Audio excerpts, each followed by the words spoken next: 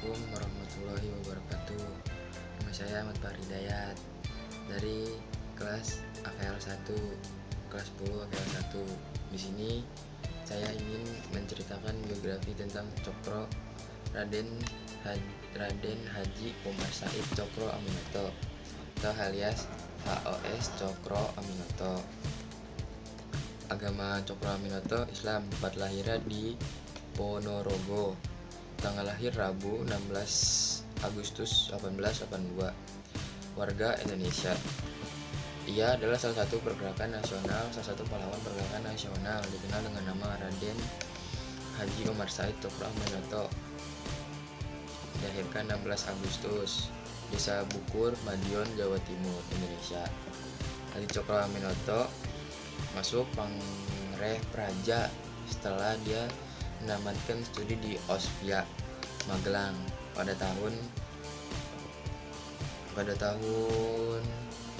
kurang lebih selama 7 tahun dia bergabung dalam keanggotaan Pangreh Praja. Kemudian ia keluar di tahun 1907 karena sistem pendidikan di sana dinilai berbau feodal. Di Indonesia dia adalah ketua Serikat Islam di Surabaya. Dia mulai bergabung dengan Serikat Islam sejak bulan Mei 1912. Sebelum menjabat sebagai ketua Serikat Islam, dia bekerja di teknik pabrik gula di Royal Jampi. Selain sebagai pemimpin Serikat Islam, dia dianggap sebagai guru patut yang diteladani. Ajaran pendidikannya terhadap muridnya dilahirkan beberapa tokoh nasional lain, sepertinya Kartosuwiryo, berhaluan agamis, Muso Alimin, berhaluan sosialis atau komunis, Muso yang berontakan Madiun tahun 1948, dan Soekarno, berhaluan nasionalis, yaitu Presiden Indonesia pertama dan Presiden yang memproklamirkan kemerdekaan. Salah satu murid Haji Umar Said Cokro Aminoto adalah tokoh proklamator dan nasionalis yang menjabat sebagai Presiden pertama Negara Kesatuan Republik Indonesia, atau lebih disingkat dengan NKRI. Sedangkan Muso merupakan pelopor pemberontakan PKI Madiun Indonesia, menginginkan terbentuknya negara Islam Indonesia menjadi dalang dari gerakan DI, yaitu Kartosuwiryo. Haji Cokro Aminoto sempat ditangkap oleh Belanda pada bulan Agustus 1921. Cukup setahun dia harus tinggal di balik jeruji besi. Kemudian dia bebas di bulan April 1922. Setelah bebas, ia mendirikan markas di Kedung Jati di tahun 1922. Di tahun yang sama, ia juga mendirikan Pembangunan Persatuan, atau lebih disingkat dengan PP. Di bulan September 1922, ia mulai menulis dan menerbitkan sebuah artikel berseri berjudul Islam dan Sosialisme.